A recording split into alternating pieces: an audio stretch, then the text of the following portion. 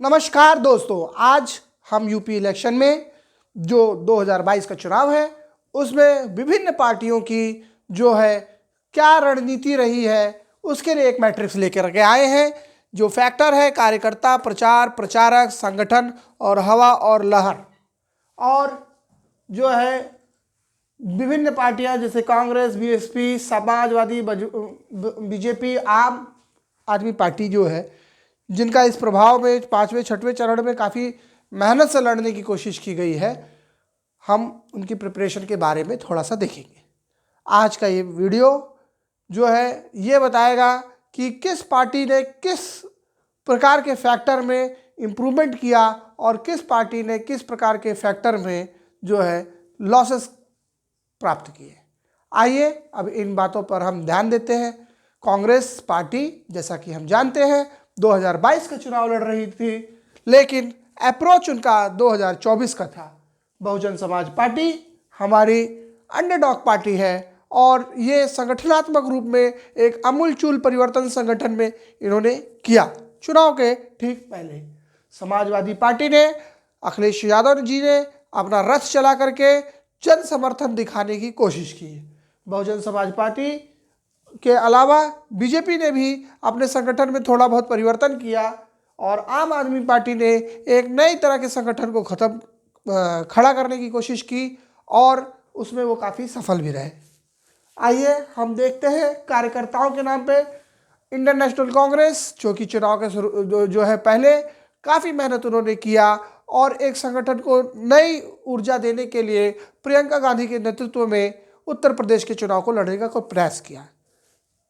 बसपा ने अमूलचूल परिवर्तन किया। कार्यकर्ताओं को जो है बाद में मायावती जी ने जो है क्या कहते हैं अपना संगठनात्मक रूप से स्ट्रक्चर को बिल्ड किया और फिर उसके बाद जो है तरह तरह की बैठकें की। इसी तरह से समाजवादी पार्टी और भारतीय जनता पार्टी और आम आदमी पार्टी ने भी किया। आइए अब हम इनको नंबर के आधार पे देखते हैं। कार्यकर्ताओं का क्या जो है आकलन रहा है।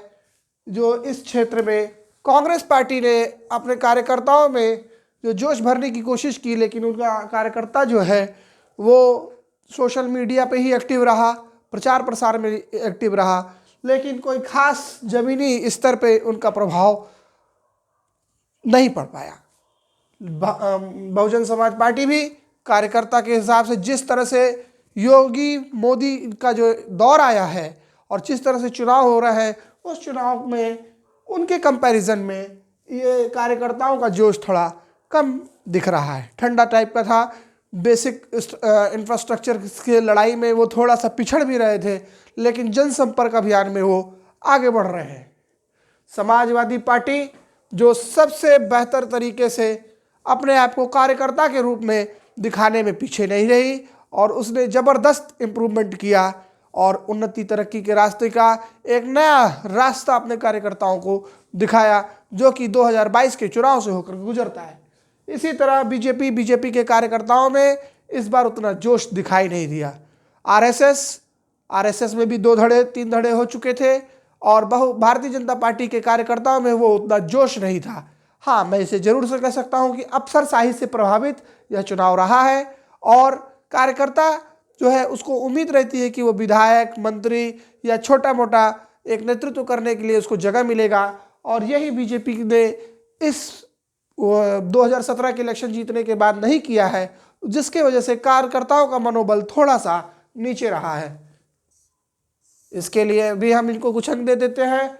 जोश के साथ आम आदमी पार्टी का कार्यकर्ता वो रहे हैं जो कभी निर्दलीय रहे हों या बहुत पुराने नेता रहे हों, और साथ में कुछ युवा नेताओं को भी उन्होंने जोड़ा है और केजरीवाल मॉडल की जो हम बात करते हैं उसके हिसाब से वो काम कर रहे थे, लेकिन कार्यकर्ताओं का जोश ठंडा रहा है।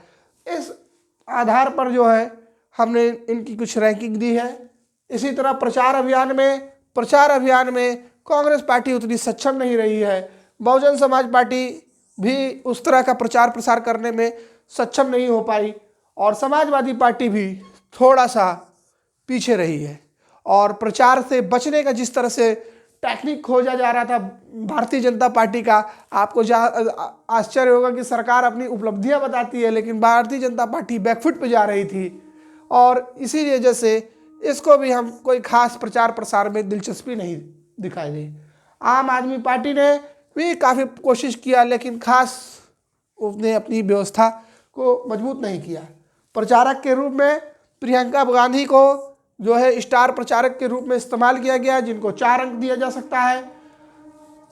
बीएसपी का प्रचारक के अभियान में कोई खास स्टार प्रचारक नहीं है। सतीश चंद्र मिश्रा के आधार पर उन्होंने चुनाव को लड़ने की कोशिश की गई है, तो वो चुनाव लड़ रहे हैं और उनका कुछ खास नहीं असर पड़ा है। अखिलेश यादव का साथ जो है अकेले अपने दम पे चुनाव लड़ाने की कोशिश की है अखिलेश यादव ने जिस तरह से, तो उनके आप 7 अंक दिए जा सकते हैं। और यहाँ पर थोड़ा सा जो है भारतीय जनता पार्टी काफ़ी आगे हो गई है, क्योंकि प्राइम मिनिस्टर अमित शाह और योगी का जो एक कॉम्बिनेशन बन करके मध्य चुनाव के बाद से आया है, उसका प्रभाव जो है मैंने आपको पहले भी बताया था कि ये टेस्ट मैच की तरह खेला जा रहा था, इसलिए इसका प्रभाव ज़्यादा पड़ा है। आम आदमी पार्टी का भी प्रचारक के रूप में कोई खास प्रभाव नहीं पड़ पाया है। डॉक्टर संजय सिंह का अपना एक सीमित दायरा है। संगठन के रूप में कांग्रेस पार्टी ने एक मजबूत स्थिति को दर्शाने की कोशिश की है और बहुजन समाज पार्टी ने भी संगठन के रूप में अपने आप को बहुत ही मजबूत स्थिति में लाने की कोशिश की है। समाजवादी पार्टी संगठन के रूप में थोड़ा सा नाकामी झेल रही है, क्योंकि जितनी भी इंटरनल पॉलिटिक्स हुई है और लखनऊ में जिस तरह से टिकट वितरण के समय में यहाँ हुजूम लगा हुआ था, ये बात किसी से छुपी नहीं है। भारतीय जनता पार्टी भी संगठन में, जिसको मैं 3 हिस्सों में बांटने की कोशिश करता हूँ, जो इनके छात्र विंग है एबीवीपी और आरएसएस और भारतीय युवा मोर्चा, भारतीय जनता पार्टी का युवा मोर्चा, और इनमें भी केवल युवा मोर्चा को छोड़ करके बाकी किसी में कोई खास जोश नहीं दिखाई दिया। तो संगठनात्मक रूप से ये चुनाव भारतीय जनता पार्टी के लिए जो है एक निराशा भरा ही चुनाव कहा जाएगा। आम आदमी पार्टी भी संगठन के रूप में काफ़ी इम्प्रूवमेंट उसने किया है। हवा और लहर, कांग्रेस की लहर बनाने की लड़की हूँ, लड़ सकती हूँ, और 8 मार्च को अभी इनकी फिर से एक रैली निकलने वाली है, लड़की है। तो मैंने आपको पहले ही बताया था कि ये 2024 के चुनाव को लेकर के लड़ रहे हैं।